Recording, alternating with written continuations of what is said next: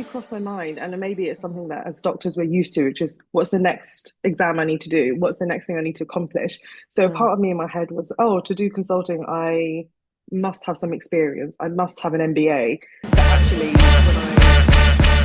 So let's get real.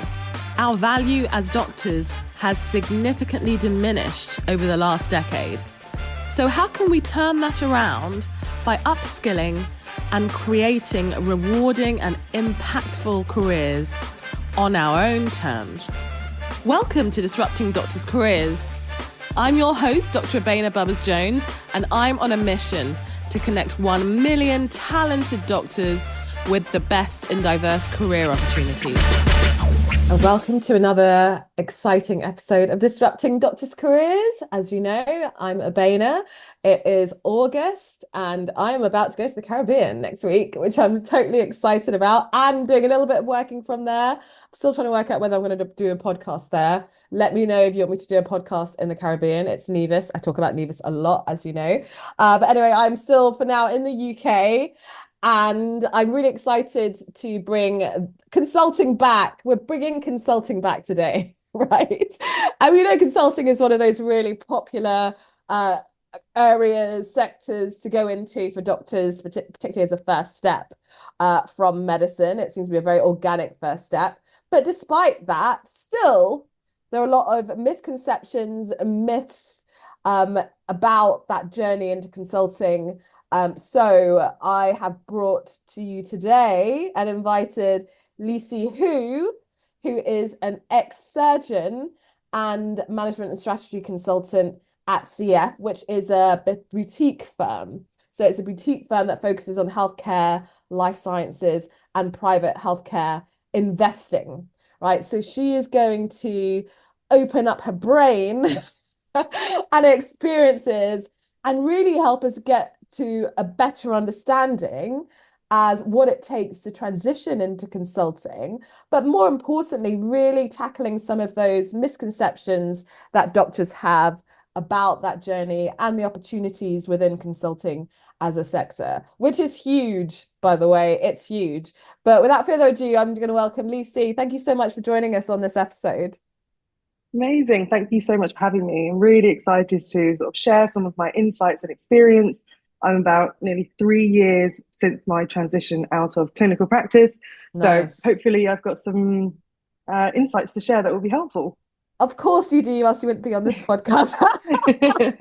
No, seriously, every doctor I speak to, I'm always like, hey, you look interesting. Let's talk on the podcast because everyone has their own journey and insights, which is hugely valuable. And you're definitely one of those people. I can tell. And this is actually the first time we've spoken. So this is super, super cool. So let's start from the beginning. I mean, you left clinical practice 3 years ago. So let's kind of go back just before you started that journey. Um, Thinking about alternative careers, I assume for a while, like a lot of doctors do. And so, what was the draw with consulting and why consulting for you in the first place? Yeah, so I started to consider this, I think off the back of COVID, and I think a lot of colleagues probably felt the same way, that particularly burnt out, and work-life balance became a really big area that I think everyone was starting to think about. And that's when I started to think, is there life outside of medicine, outside of surgery, particularly as a woman in surgery? It was going to be a very demanding career for the rest of my life. So I started to speak to friends who worked in sort of healthcare adjacent type roles. And a friend who actually works at the same company that I do now, she went down the route of healthcare management as a master's, and then sort of fell into consulting. And really, it was from talking to her I understood what consulting meant, because I think it's such an all-encompassing word that sometimes people say, "Oh, what do you actually do in consulting?" So really getting the understanding of what does the day-to-day look like, what are the projects that you can work on, and I was really passionate about continuing to work in healthcare in some capacity. I really wanted to use my experience and to almost make bigger changes to the healthcare system, NHS, but a few steps removed rather than direct clinical care. So that was Hmm. something that really drove me to look for something that could tick those boxes. And the variety that you get in consulting was something that really attracted me to it. I spoke to a lot of people and thought, I think this is something that interests me based on the skills that I have. I had some career coaching as well to really underpin what is it that I loved about my job in surgery and what is it that I want to take on to a future career, and sort of went from there. Brilliant, brilliant. So, and I think what's great is that you, like a lot of doctors, you wanted not to completely leave healthcare and just to have something where you can actually continue to provide value, um, but leveraging your existing expertise and knowledge of the healthcare system without having to then do another qualification, which again is like another thing that doctors think, right, I've just got to go and get a qualification and then I'll be enough. And so I'd love to hear your thoughts Yeah. actually on that point. At any point in that move where you're like, actually, I need to go and get another qualification to then get into consulting. I'd love to hear your thoughts on that. Yeah, that definitely crossed my mind. And maybe it's something that as doctors we're used to, which is what's the next exam I need to do? What's the next thing I need to accomplish? So Mm, part of me in my head was, oh, to do consulting, I must have some experience. I must have an MBA. But actually, when mm, I spoke to people and said, how did you get into it? It was recognizing that what we bring, as you say, leveraging our existing skills. So actually, as an experienced hire, having had sort of 6, 7 years of NHS experience under my belt working, plus 6 years of medical school, that's a huge amount of knowledge that someone else who's come from the graduate route into consulting wouldn't have. So it's recognizing that we have added value that is incredibly insightful, and it brings a lot of credibility to consultants for people who have actually worked on the shop floor. Um, mm.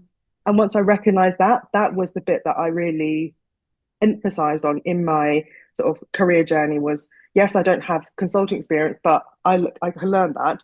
But what I can bring is something that other people don't have.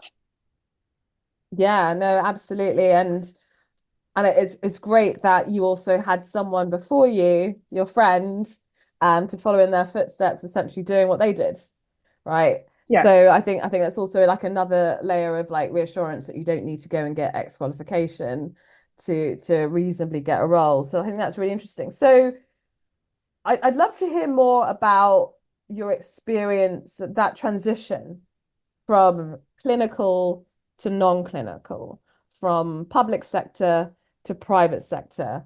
What were the key mindset shifts that you had to make in order to thrive? A, get the job, and B, thrive in the actual Yeah. job. I know it's a very Yeah. big question, but what like intuitively stands out for you in that?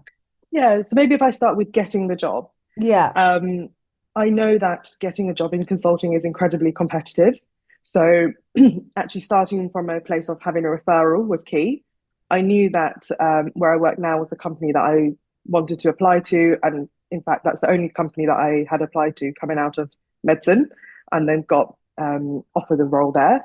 So it was being really focused in my approach, understanding a lot about the company, their hiring process, doing the preparation. And I think, this is something that medics are really good at. It's like understanding what's needed and doing the prep. And Yeah. I'm gonna I circle went, back actually because you've yeah, already mentioned some really important points that we always emphasize in our Doctors in Industry Fellowship. So one, and also like a lot of the podcasts I've done. Number one, referral. Like, don't underestimate the value of being referred by someone that you know. So I talk about one of the earliest podcasts for those people who are listening, one of the earliest episodes. I talk about how to get into health tech, but it's relevant for pretty much any job, or any opportunity. There's the front door, the side door, and the back door, right? yeah, So what Lucy has just described is what I call essentially the back door, like the VIP door where someone's already yeah, vouching for you and they're like, cool, we'll take a look at you because someone in our company. And you know that companies, they also reward and encourage others, like their own staff members to refer other people because good people bring in good people who bring in good people, right? So that is one way companies hire without ever advertising. And so I think that's a really great point that you've made. So don't underestimate the power of referral and the power of actually letting people know that you're interested in doing something, and that's what opportunities come. Because I know a lot of doctors like keep it to themselves, don't talk about it, and then no one knows they're actually looking for anything. And then, there's Yeah, opportunities that come. And the other thing you definitely. mentioned is like this was the one job that you applied for, right? Um, and I think for a lot of doctors, particularly, like they're quite scared about just like committing to one thing. Um, but again, that focus, as you just described, is important because you are able to invest your time in doing the right amount of prep around the company, the people, the approach, all of that stuff, when I'm sure that you were still busy with your clinical work, right? Yeah. So I mean, like, I'd love to hear more about like, yeah, like do you, is what I'm saying resonating with that experience, or is there anything else you wanted to add to that? Yeah, absolutely. So I'm now in a place in my company where I'm involved in hiring processes. So I will Mm, interview new candidates, and we have hundreds of applicants for a small number of roles if you're just applying through um, the channels that are advertised on LinkedIn or through the yeah. website. But actually, what I'm seeing are a lot of people just reaching out to me on LinkedIn. Quite many are doctors saying, "Hey, I'd love to hear about your experience. I'd love to learn more about CF." And then they go on to apply for a role.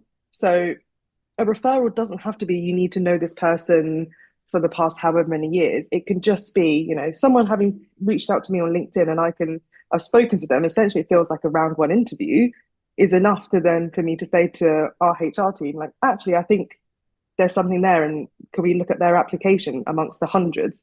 So it doesn't have to be a big thing that a referral is. It's just making the effort, reaching out to someone on LinkedIn and see where that goes. Right. Um, and I think in the interview process, it really shows the people who've done their research versus those who have clearly prepped generic answers that would be applicable if they're applying to other companies, and it really shows through. So I think having that focus, whilst it's scary putting all your eggs in one basket, you can then pursue another opportunity whilst you've gone through the interview process, but dedicating time to really understanding that company comes through in the interviews. Hmm. Yeah, no, absolutely. It's great to hear that, especially with the reach outs. Because I mean, I know a lot of doctors these days are reaching out on LinkedIn. Yeah. And again, it's like, that is a way in, but also, as you said, just demonstrating that someone's actually there for the pull factors of the company and the opportunity rather than the push factors of I hate my job. This is why Yeah. I'm moving. And yeah, Yeah. it's really obvious when that happens, right? Yeah, definitely. Do you see a lot of that when you coming through the application process for people that you're, as a hiring manager yourself? Yeah, I think people's passion for a company is really clear. So, especially those who refer to, thought leadership that we as a company have recently published and research that we've done, they've really gone out their way to read about why what we do aligns to sort of their passions and priorities. Mm, And that is just so important because, and I think you said that earlier, is good people bring good people. And I think that was a huge mind shift for me going from public to private sector is the skills that you have in your people. That's essentially your only asset that you really need to keep in the private sector because all the knowledge and skills you've gained in this company, if you don't keep your people, they'll take it away with them to another yeah, company and give value to another company.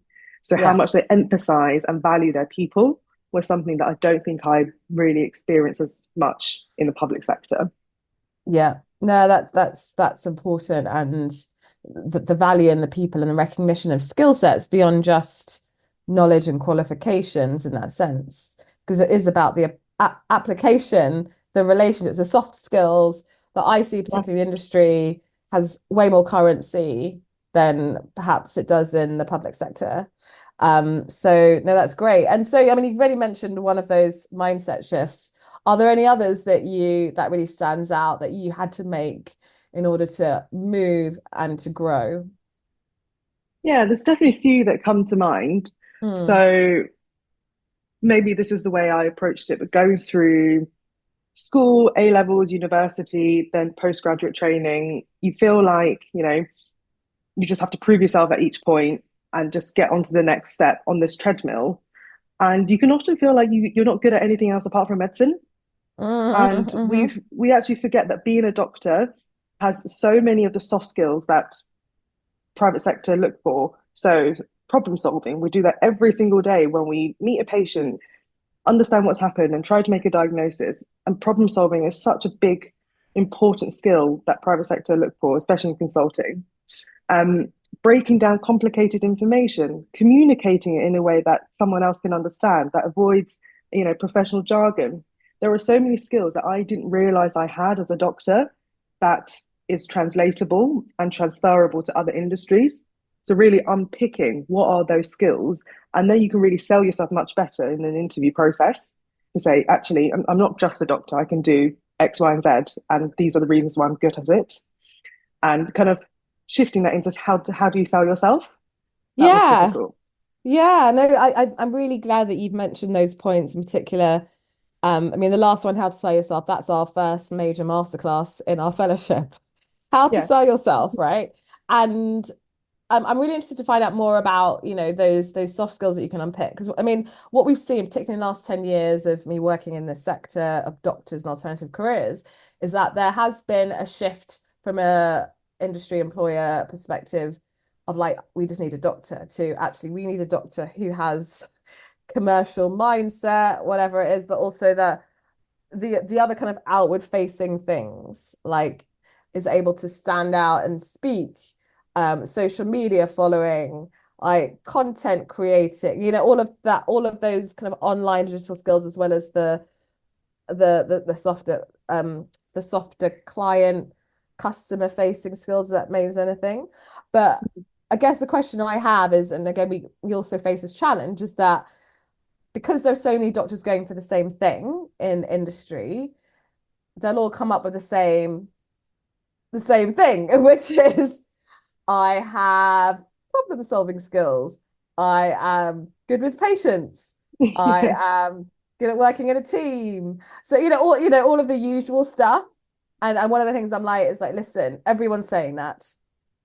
So how are you going to differentiate yourself from the next doctor who has exactly the same skills? So what would you say about that? Like, how do you differentiate between all these doctors who pretty much have the same thing? yeah. I think that's a really good point. And maybe when I made the transition, there were fewer doctors, and Mm, I I definitely appreciate it's much harder now because there are a lot more considering alternative careers, so the competition is fierce. hmm Um, what I find gaps are with experienced hires when I interview them is yes, they bring all these additional skills, but then I bring it back to, okay, if you were doing this job for me tomorrow, I'm the manager, you're my consultant. Um, can you actually do the day job? So, and I mean that by, are you only good at making a PowerPoint? Are you good at synthesizing information? Can you handle a complex Excel analysis? And how can you demonstrate you've had those skills? So, I try to tease information out of people like, okay, have you done big audits where you've had to manipulate large data sets? Because that then gives people the confidence to say, okay, I know you've got all these extra things, but you've also got the basics and the fundamentals. So I know you're not going to struggle when you hit the ground running. hmm Yeah, And so a it's lot just of, that's yeah, go on. yeah, and I think a lot of doctors, they bring out the operational and the shop floor experience, but sometimes lack some of that backing to basic Mm, skills. So maybe working out mm, what examples can you demonstrate just to give the interviewer the mm, confidence that you can do the bare minimum. So it's really picking out those, yeah, the experience, because again, a lot of doctors say, oh, I don't have an experience. Will I be able to get a job, And the ones that, there's a difference. There's ones that say, I don't have experience, I'm not even going to bother. And there's others that say, I don't have any like direct experience, but I've got transferable experience that I know that they're going to value. And Yeah, again, it's a mindset thing, isn't it? Because pretty much anyone completely. I find can walk into an interview, and it really is how to sell yourself, picking out things in your life, and everyone has something, whether it's medicine or not medicine. Again, this is another thing I was going to ask you, because a lot of doctors discount what they've done outside of medicine as something of value that they can also use in these kind of interviews because they might not have been paid for it, or it's not directly their profession. And like, and actually one of the things we really focus on in the fellowship is like, okay, pretend you're not you like you haven't ever done medicine. What else have you done? And Yeah, then yeah, have you ever got married, for example? You've been an event planner. What did that actually include? I'm sure it included manipulating data sets, on spreadsheets, and Yeah. like organizing teams of people, particularly your family members, like designing things, being able Yeah, to come into an absolutely. interview and say, hey, I did this and I managed it and I had a budget of X. And, you know, it kind of demonstrates actually you can identify the skills that you actually have and then communicate them and then make sure they're relevant to what they're looking for. And that's Yeah. creativity on their own. But I'd love to hear your thoughts on that. Yeah, I love the idea that you can do anything from your daily life. Have you planned a wedding? Have you bought a house? Those are skills that you've had to apply as well, and probably, Absolutely. different skills from your day job, but actually still Yeah. really important. And lots of doctors, they don't want to come in as an analyst, sort of at the grad level, which I completely appreciate because they bring added value and there's that salary differential as well and the expectations. So, what are you going to do to show me you don't need to be an analyst? Okay, can you do Mm-hmm. the very basic things that we would take the analyst training through? They have a year to 18 months to learn this. So, can you show me you've got some of that basics? So then it's quicker for me to train you. So, Mm-hmm. okay, have you managed your wedding budget finance? So you've delivered it to the budget that you anticipated? Or actually, if you've had a problem, how did you resolve it and what have you learned about yourself? Yeah. Yeah. That self-reflection piece, Yeah, that growth mindset yeah, piece. Yeah, I mean, there's so much I could talk about here, but yeah. Okay, so going back to the mindset shifts, we talked about a lot here, and it's such great stuff and points to illustrate so far. And yeah, the final point is like we've touched upon it again, growth mindset. Is that important in a job like this? What is it? What does that look like to you? yeah. It's super important. And that mindset shift was unexpected in the way that Mm, it's the way that I received that because my experience in medicine was always, you have your educational supervisor, you've got your clinical supervisor, you get your meetings in with them. It's quite painful. It's a tick box exercise. No one really cares as long as you pass your ARCP. It's You don't become outstanding, you just pass, and that's okay. And actually, it just means what you're aiming for is mediocre. mediocre tick box. Yeah, and that's Yeah. actually the opposite of what a lot of doctors are because we're all, high achievers. We strive for Yes. more, so we do these extra things that don't get the recognition. Whereas in the Mm. private sector, it does. So I had my first one-to-one with my not line manager, but we call it development sponsor. So you've got a line manager who manages your project, and then a development sponsor who manages your growth. And I had my first Mm. meeting with them, and they said, "Oh, let me just put some time in with you." This was about 3 weeks in, and I thought, "Oh my God, I think I must be doing a really bad job. I think I'm going to get fired."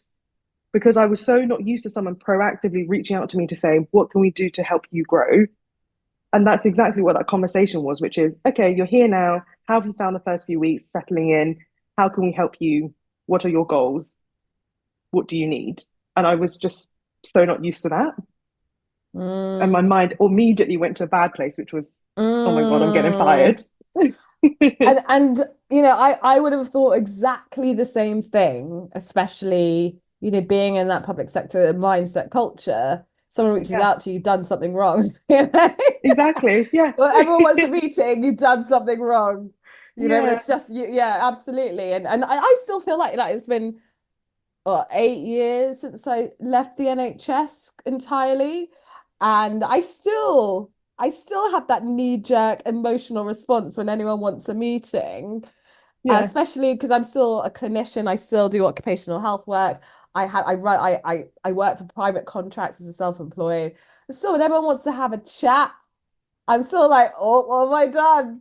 Yeah. What have I You done know, wrong? Yeah. exactly. And it is something that's just yeah, just come out of being in a certain environment for so long in an institutional way of thinking. Yeah. So I'm really glad that you mentioned that. And so let's step back into consulting in general and what the opportunities are in the consulting industry for doctors in general. So I mean, I was mentioning before we spoke, we see this time and time again. Doctors, they want to get into consulting because it's one of the three things to get into health tech, pharma, or consulting, right? Yeah. Realistically, that's what they all like the vast majority, right? Because that's all they've heard about. And it's like, well, it must be the thing to do because everyone else is doing it. I'll get onto that another episode. But consulting, it can be it is a really great industry. We talked about how it's really literally worth billions. I can't remember how much now, if not trillions. And particularly now with coaching and development growing, on a business level, on an individual level, the value of consulting is huge. But what we see time and time again is that doctors they have this really limiting belief that they can only really focus on three firms, which are the top firms in the world, the big three. For those of you that don't Yeah, know, I'm sure you probably know McKinsey, Bain, and BCG. Right. We know there's some other firms, but those are the main three. And they'll probably like not consider any other options. But one of the things that we know is there are thousands, tens of thousands, hundreds of thousands other consulting firms, which is actually easier to get into. It's like the difference between a tertiary referral and a DGH, in the sense of yeah, DGH you get like to a district general hospital compared to a top firm and top hospital, like for those in the UK, got Great Ormond Street, UCLA, like the difference between those two types of hospitals, and in the smaller hospitals, that's where you'll get the experience. That's where they really value you because they need you to get like really hands on, and that's where you will really grow. Whereas in like the tertiary, it's like working in the NHS. You've got it's a very large organization. It's very structured, and actually, so are the salary bandings. But yeah. yeah. I'd love to hear from you. Even though yes, it's great to once you're in there, you've got the badge. Um, but what we know with these firms is because they're so well established and globally recognized, they can be super picky and they can basically tell you what they're going to offer you. And it may or may not be what you're after, but you'll just take it because of the brand more than what you're really looking for. But I'd love to hear your thoughts on that. I've said a lot, but yeah, what stands out? Yeah, I think you absolutely hit the nail on the head there. It is, you have to go back to what is it that you want to get out of consulting? Do you want a shiny badge of I've worked at McKinsey as a stepping stone, and actually surviving the year there is a great place for you to then move on to something else, knowing that you're probably not going to get the job satisfaction out of it versus somewhere else? Or do you actually want to invest in this consulting career, become a good consultant, really understand the industry, develop your skills, and really grow? In which case, I think boutique firms are far better for that because, when I joined my company, I had one-to-ones with all the partners, including the chief exec, because they just want to get to know Great. you as a person. And we still do that for all of our new hires, including the analysts. You would never dream of having that in some of the big firms because, their intakes can be hundreds a Huge. Yeah. year. It's huge. So you don't get that same personal touch. And it goes back to your individual goals. It's like, what is it that you want? And I knew from the get-go is I wanted to build out my skills. So I wanted an environment to help me grow and not just take any job that I can get into. It was very focused on what I wanted. And because of that, I've been able to get promoted twice within sort of 2 and a bit years, grow really quickly in an industry that I've never worked in before. Whereas I think in bigger firms, you are far more likely to get lost. Um, your colleagues become competitors rather than peers who you can learn and grow with.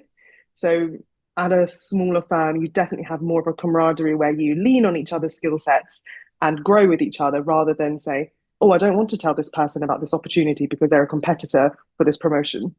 So there are really different ways of how the companies are run. And I think fundamentally, you have to work out what it is that's important to you. And one thing that's right for me isn't necessarily right for someone else. And that's okay. No, I mean that's really great to hear. And as you said, that there are benefits to each, right? And it all comes down to what you really want and what's really important to you. And the problem is a lot of doctors just don't know that answer.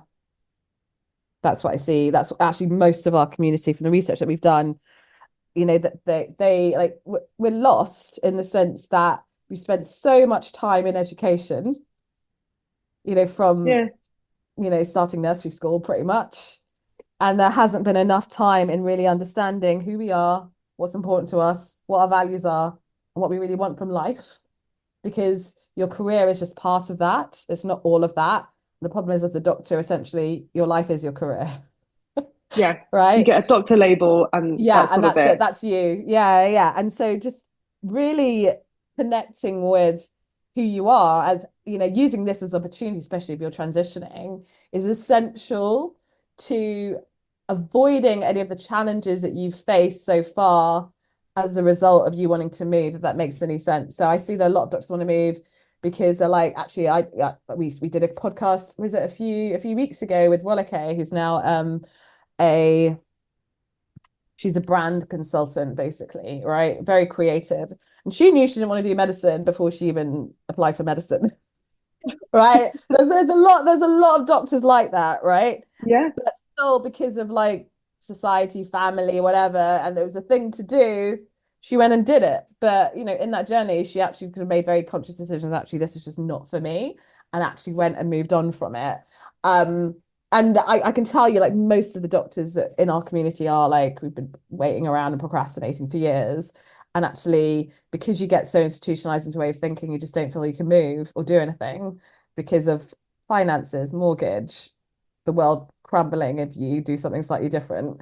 And Yeah. so I think it does present as a barrier. But as I said, like, in this transition period, investing in understanding what you want is such a key part of this. So I'd love to ask, like, what did you do in that transition period to really ensure that this decision was right for you, the moving and this consulting firm? I'm not saying it kind of it started and it ended, because a lot of these, like, we always kind of reevaluate, don't we, as we grow.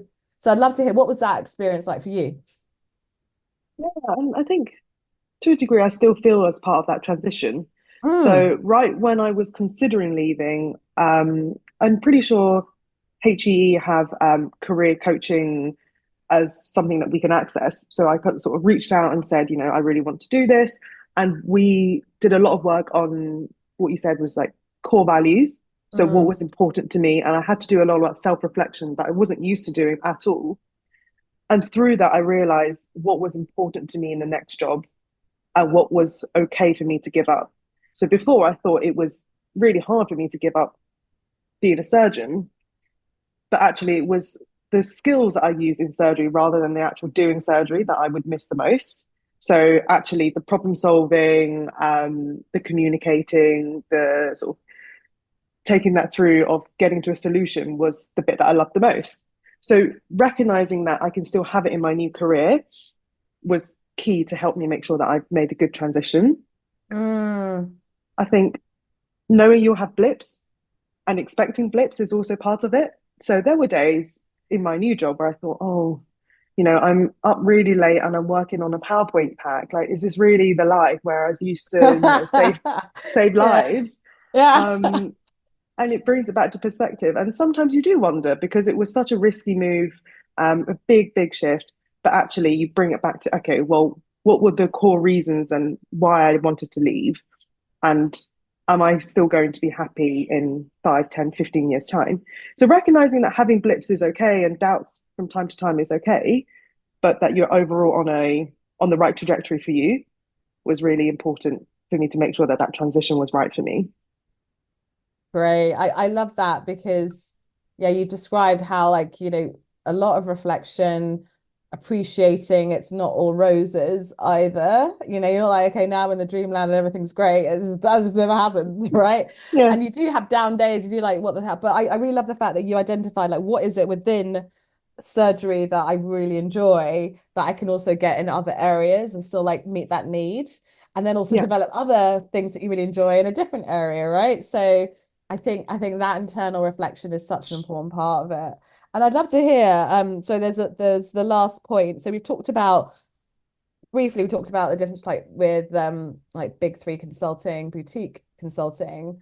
And then like the third type of consulting, which again, which actually is a very much, you can walk into this, pretty much anyone can, which is where you consult for yourself. So like we call it non-clinical consulting, as a doctor. So that can take so many different shapes, sizes, forms, industries, etc., etc. But again, I see a lot of resistance from doctors because it's like, oh, I don't know, A, like what people would want, B, how to position myself, C, like wouldn't know where to start type thing. And again, the whole idea of like working for yourself and not having an employed job is really scary financially for a lot of doctors. So, I mean, what would you say about having like consulting as an option? Because one of the great things about consulting is that you don't necessarily have to leave your job to do it. Right? It's, it's Yeah. like dipping your toe into the water, getting into a sector without having to wait for a job and cherry picking the work that you want to do and the work you don't want to do. But I'd love to hear your thoughts about that as being an avenue to get into consulting as a practice. Yeah, I think it's a really interesting space because more and more doctors are considering portfolio careers. So, what um, expertise do they bring that someone else might not have, and how can they, leverage that? And I think part of that is really understanding, well, what is your expertise? What is your niche? And everyone has something. So, working down to the core is what is it? What's your offer? And I think the idea of going out to being, trying to pursue work can be quite scary. So there are some routes that you can consider, such as working with firms as an associate. So doing short-term pieces of consulting work for a few weeks, for example, rather than signing up to them with a full-time contract, is a good opportunity to bring in your expertise because they'll say, actually, yeah, we've got this project in X, Y, Mm. and Z, and we don't have any in-house experience, but this person reached out to me a few months ago who could be really interesting. Let's bring them in as an associate. And then that will give you the exposure to that company, exposure to consulting. You can be an associate for lots of different companies to get a flavor of what is it that you like, what don't you like, before you make that, big leap. And a lot of that comes from reaching out to people on LinkedIn to make those connections and just making them aware, hey, I'd love to do some ad hoc things. Would love it if you could consider me going forwards. Let's stay in touch. And the following up every few months to say, yeah, how are things, what's new, and sort of starting to build your own personal brand in the space that's just outside of clinical medicine. Mhm. No, that's great. And there are so many different opportunities within firms, but also to work for yourself and actually finding those opportunities yourself, right? Um, and I know it opens up a big Pandora's box for a lot of people. And this is why in the Doctors in Industry Fellowship, we support doctors in doing just that. And it doesn't need to be in a typical consulting industry. It could be anything. So health tech, for example, is an area that is ripe for doctors consulting on their own terms, part-time, side time, sometime, full time, And again, it's like, I am very passionate, my team are very passionate about ensuring that doctors know how to position themselves as experts because we've talked about value a lot in this podcast, and one of the things that doctors really struggle with is understanding their value, pricing their value, because money is not something we talk about in general as doctors. And so like what advice would you give, closing, what advice would you give to doctors who really want to understand like how valuable are they in industry, without getting an MBA, without like as they are, like what does that look like and how do they best articulate that? Because you also mentioned personal branding. Like what is industry looking for? How does someone communicate their value? And what would you say to that? So Yeah, big question again, it's a but really, yeah, what's really that? big What just question. immediately comes to mind? Yeah, and it's something I'm working on, building my personal brand. But what Mm, comes to mind really is what are you passionate about? So, as doctors, we all have to do extracurricular things, audits, research, studies, conferences, presentations. You do that in your own time, so surely you must be passionate about it. So go away and have a think about what is it that you're passionate about because you've done the extra research, so you are ahead of your colleagues in that having more knowledge about something. So then surface that, make that known that in this particular field of medicine, surgery, anesthetics, whatever it may be, I've done an extra study on this or on that, and actually just voicing it makes makes people realize that this is your niche, and then you can start to build yeah, your own brand around that. I think it's really important because we tend to shy away from our achievements as doctors, because we think, oh, everyone's doing something, but we should really celebrate our own successes. I totally agree. It's about celebrate recognizing the successes, number one, Yeah. recognizing them, acknowledging them, and then celebrating them. But not through just the achievements in that sense. It's like the actual personal growth successes. A success could be you went and applied for a job, right? Or you had a conversation with someone in industry that you were really interested in, right? That and it's those small steps repeatedly over time that get you to where you want to go, not the big leaps that people tend to only, celebrate once you like say got your CCT and it's like, right, finally made it 10 years. What did that Yeah. all fucking mean, So like, but anyway, thank you so much, Lisi, for coming on to this podcast, sharing your expertise, sharing your like really being compassionate about what doctors are going on and like really connecting with that whole doctor piece in that journey and sharing your own journey, and especially as a hiring manager, because I'm sure a lot of doctors will be reaching out to you now. Going, hey, you said I should reach out. But if anyone does want to reach out, how do they best do that? I'm on LinkedIn as my name is, so feel free to send me a message. Always really happy to speak to everyone. I know it's a really daunting time thinking about making that transition, so really happy to share my experience and maybe offer some advice. Brilliant. Thank you so much, Lucy. And remember, anyone, if you are looking to really sustainably grow yourself, move to industry faster and guarantee that move, then go to the Doctors in Industry Fellowship well, now we've got an actual domain, which is doctors in industry, drsindustry.com/DIIO, or you can go to medicfootprints.org // industry, and it will get you there too. Anyway, thank you so much, Lucy, and I hope to speak soon. Thank you so much for having me.